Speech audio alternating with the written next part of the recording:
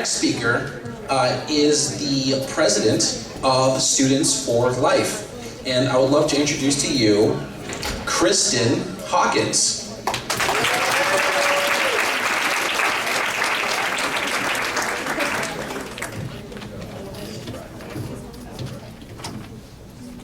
All right.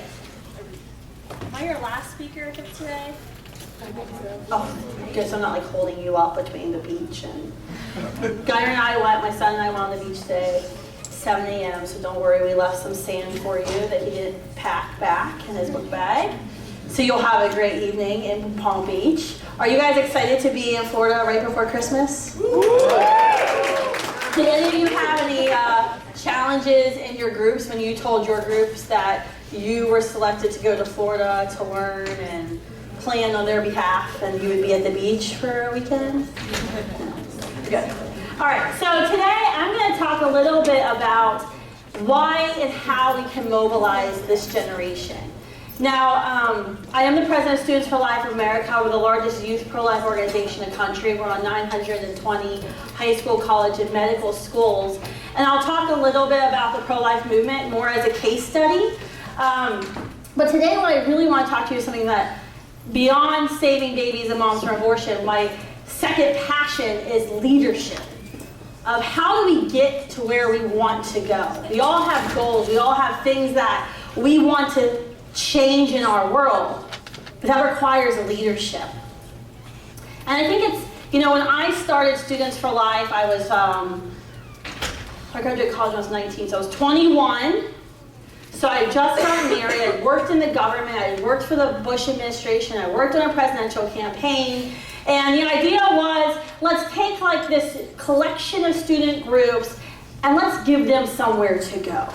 Let's go on the offensive, just like we would on a political campaign.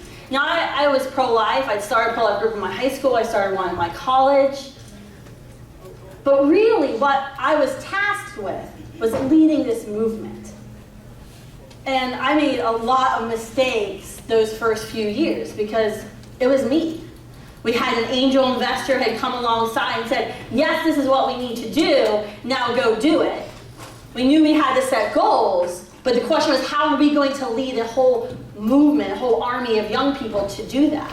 Because I'm not going to be able to start 900 groups on my own. I'm not going to be able to hold hundreds of thousands of signs at rallies. I need other people to do that. So I don't know if any of you watch TED Talks? Anyone wrote this? We're a big fan of TED Talks at Students for Life. I mostly like them because I have a short attention span, so they're usually done before I get bored, or before a baby wakes up in my house. I was watching one a couple weeks ago by Seth Godin. He gave a presentation, it's called The Tribes We Lead. And I was thinking about you all and speaking to you all, and I thought this would be a great presentation. I wish we could just, satellite Seth in. But I want to share some of his thoughts, and I want to go into the case study after that. I was watching it, and have you ever had those moments where you're like, the light bulb in your head goes off, and it's like, bing, bing, I know that. Oh yeah, I've done that. I've seen that work. And that's kind of, when I was watching that, I was like, yeah, that's why that worked. That's why what we do works on campuses. That's the principle. Thank you for being smarter than I am and putting a name to it. So, a couple of things that he said that I want to share with you. He was talking about, and this might have been another TED Talk, old power versus new power. Have you ever heard the conversation about power? How it used to be, it was money. It was your physical power on people. That's what gave you your power, your title. Right? But in new power, it's about leadership. Because of the technological advancements our world faces, you don't have to have money. You don't have to have a fancy title. You don't actually have to be very good at even talking at other people. You just have to have leadership. Another word for leadership is influence. Leadership is influence, nothing more, nothing less. That's it, influence. So he's talking about new power. And he was saying how we can expand. He talked about how it's tribes. It's really tribes that changed the world. Because at the end of the day, what people want, what people yearn for, is to connect with another person. I think it was Mother Teresa that once said that the greatest poverty in the world was loneliness. I was listening today, Karen and I were going to the beach on a study about deaths, and this time of year is where you have the most deaths in America. There's a lot of suicides. It's loneliness. People want to have a genuine connection with other people. So Godwin goes on, he talks about tribes, and he says, it's actually pretty simple to become a leader. You don't have to be born with a set of skills. You don't actually even have to have a lot of charisma. Your charisma will actually develop by those you lead as a result of your leadership. If you want to lead, you've got to find something you want to change.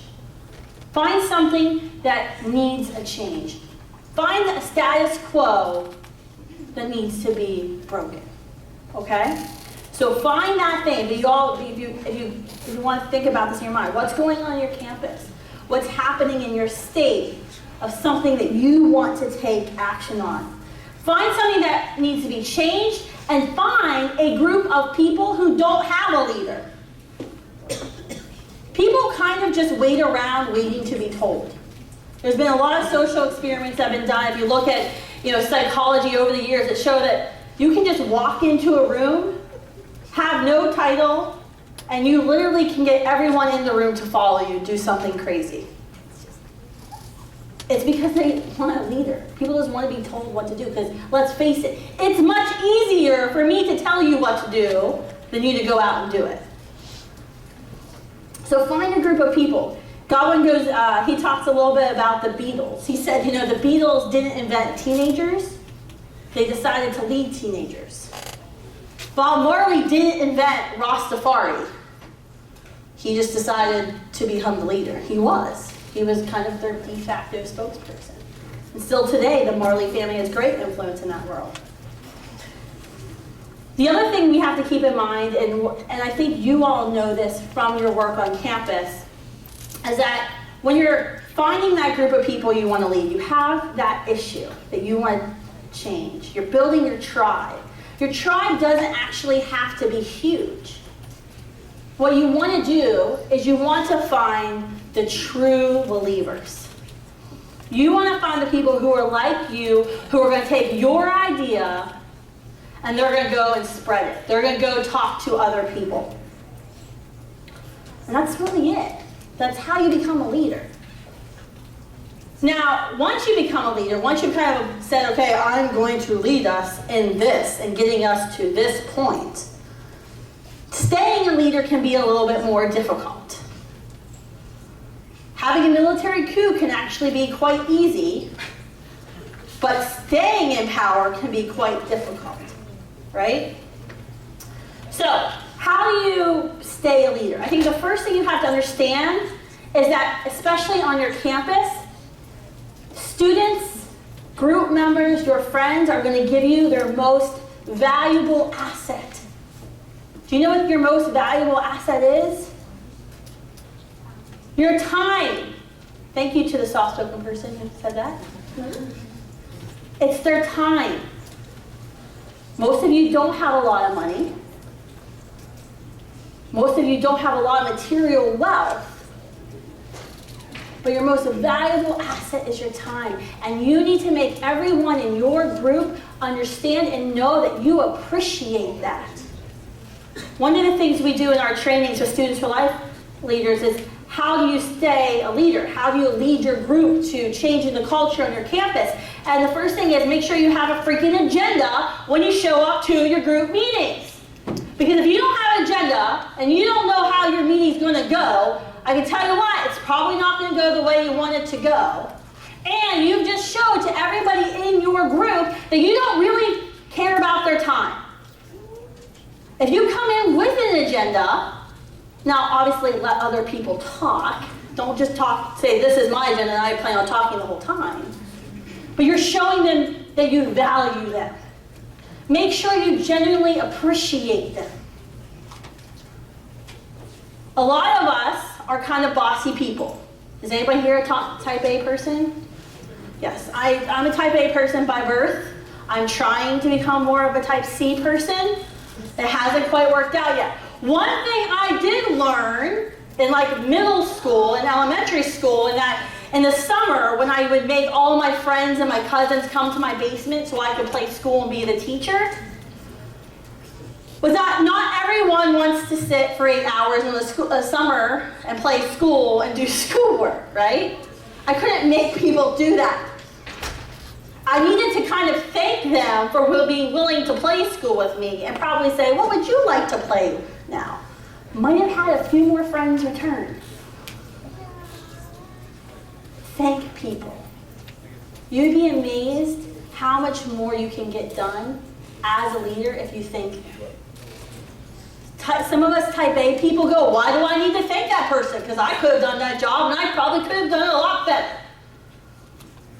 Still, you need to thank people. Okay? The second thing I would say is you want to lead by example. So what? You're the president of your Turning Point group. You're the president of your CRs. Congratulations. You now have the worst job. Your job is harder than everyone else's. Look, I'm getting violent over here. People always think students will come up and like, oh my gosh, when I grow up, I want to be president of Students for Life. One, it's kind of awkward because that means they want to displace me. But two, I'm like, you don't want this job. Because my job is harder than everyone else's on my team. Because I have to work harder than everyone else. Because I have to lead by example. Every January in Washington, D.C., there's this big thing that happens. You would think it's like we're stealth ninjas in the pro-life movement, that, you know, we all kind of creep up Constitution Avenue in black clothes, tiptoeing, no one knows we're there because you only see like one picture. But there's this big thing that happens. It's the largest social mobilization in the history of our nation. It happens every January. There's 500,000 people. No other movement in our country gets 500,000 people in Washington, D.C. every single year. That's us, yes, thank you. So we go to Washington, D.C. And, you know, of course, Roe v. Wade and Doe v. Bolton had to be decided in January because God is punishing us for not abolishing abortion. So it's always raining, sleeting, and snowing. It's always the coldest day of the year, every year. There was like, oh, the weather was so great until yesterday. It's always cold. And we're out there. We have our I Am the Pro-Life Generation signs. We have to pass out signs, right? I have 20,000 signs. Has anyone ever tried to pass out 20,000 signs in the cold and rain and sleet? With the Park Service saying you can't park there, you can't drop there, you have to literally drop off the signs, get hand carts, and then you have to truck them across the mall to different distribution locations. And sometimes the groups don't show up where they're supposed to be, and you have to run literal boxes of signs up and down the mall. I'm not exaggerating. Now, every year my team gets up at 3 in the morning. We're out there standing for 3 hours before anyone else shows up with all of our signs to distribute. They're there running around trying to, actually last year there was a sign war. Another pro-life group decided they wanted to pass out more signs and no one takes me down. So we had walkie-talkies and we're communicating how we were going to get signs in kids' hands before they could get to this other pro-life group. I'm a little competitive. The reason my staff does that is because they know I'm right there with them. Because they've seen me do it. They've seen me 9 months pregnant, running across the mall with signs in my hand. Because I know it's so important for us to be there. Lead by example. Third point, leadership develops daily a day. Guess what? Newsflash, you don't know it all. And you probably never will. You have to understand as a leader, you have to constantly be challenging yourself. What could I have done better? Because here's a tip. People actually want to please you. They want to do good. They want you to thank them. And sometimes we get upset when a group member lets us down. They forget to reserve the room. They forget to send out the press release. But the question is, what could you have done better?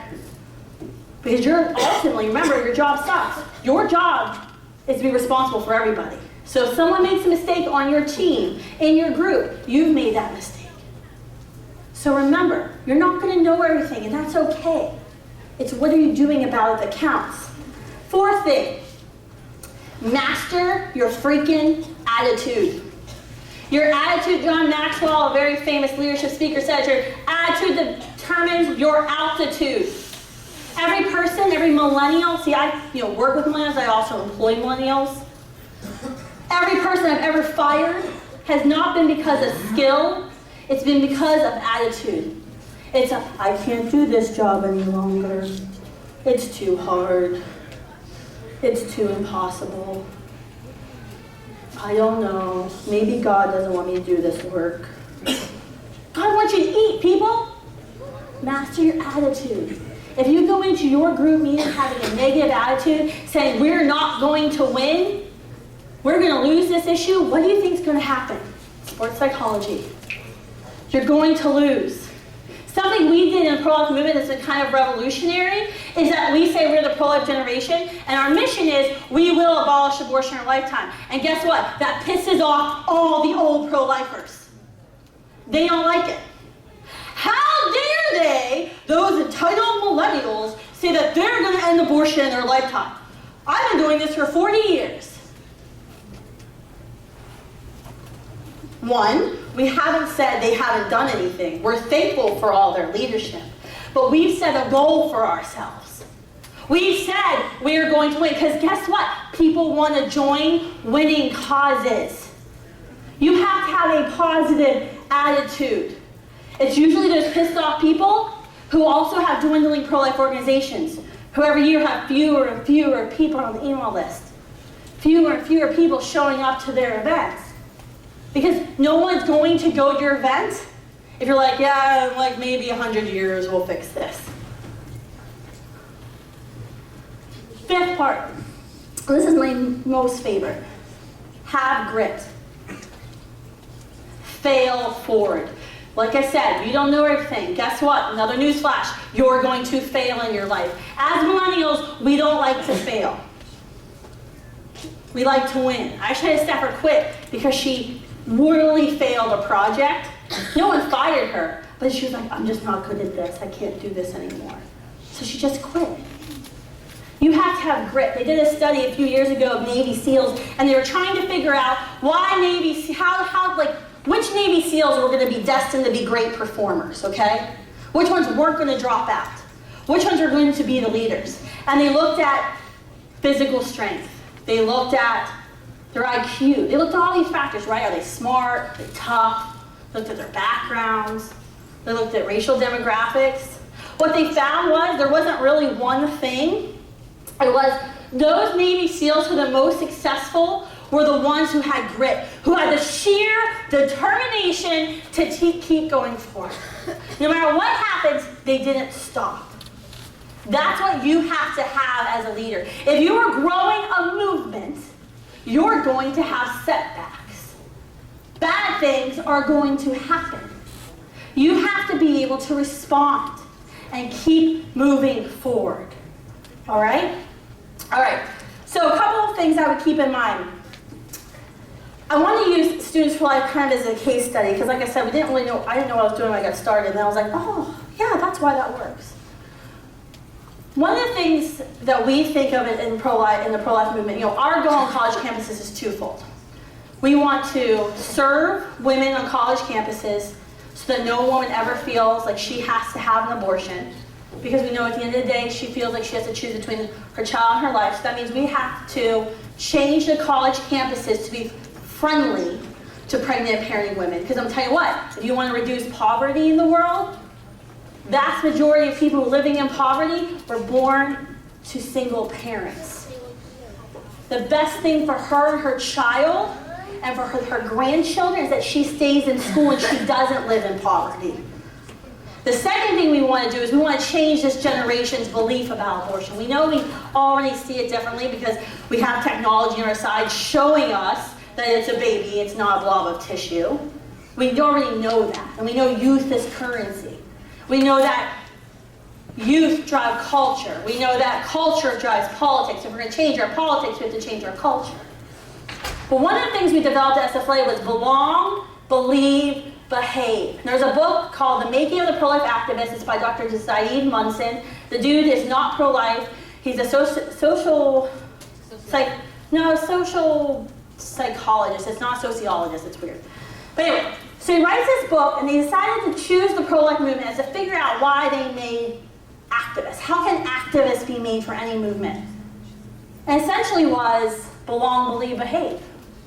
Because they went to that big March for Life, the thing with all the ninjas in DC every January. And they were interviewing kids at Union Station, it's a big train station in DC, who were there holding pro-life signs, and they were asking things about Roe versus Wade, abortion. And they found that these kids who were coming to March for Life really had low-level knowledge. Like, they had the same amount of knowledge as a random person on the street. But what was different was they had opted in. They had found a place to belong. Because it's when you first belong, that's your tribe. We know this is true in the pro-life movement. That a lot of people are like, I don't know about the issue. But if they become involved in the pro-life movement, they start actually liking the other people in the group. Their friends are in the group. We actually have a lot of relationships bring people to the pro-life movement. My boyfriend's in the group. That really cute guy is in the group. So they join the pro-life group. They like those people in the group. Then they're willing to listen to their ideas. Their mind's actually open to change. That's when they start to believe. And it's only after they start to believe, that's where they belong. That's where they behave. And that's when you have sold out activists like me, like our Students for Life leaders across the country. Activism works. Mobilization works. We've changed the way our nation talks about abortion. You won't see a newspaper article, TV B-roll without one of our I Am the Pro-Life Generation signs out there. We're always out there at the Supreme Court, SCOTUS, anytime there's a hearing. Revolutionary concept. When you're talking about birth control, Hobby Lobby case, if anyone follows that, we had all women out there. The news media was shocked. The women cared about abortion conscience rights. We've been able to change the way we talk about this issue. Wendy Davis, anyone remember the state legislator from Texas, pink tennis shoes, going on the Texas floor, filibustered against killing babies after they can feel pain at 5 months. News media was in love with her because she was blonde and beautiful. We're the ones who bust down the students to Texas to follow around Planned Parenthood, making them cancel their bus tour, taking over Twitter, and we changed the dialogue. Then we got kicked out of the YMCA for wearing our pro-life t-shirts when we were trying to get our kids a shower, which made even more headline news. You can change the world. You can change our country. But you have to mobilize, and you have to become a leader. Find that cause. Find that tribe that you want to lead. Always ask yourself, who are you upsetting? You have to upset somebody. Who are you upsetting? Who are you connecting? Who are you connecting? And then who are you leading? We can change our world, but you've got to start with leadership. Thanks. Woo.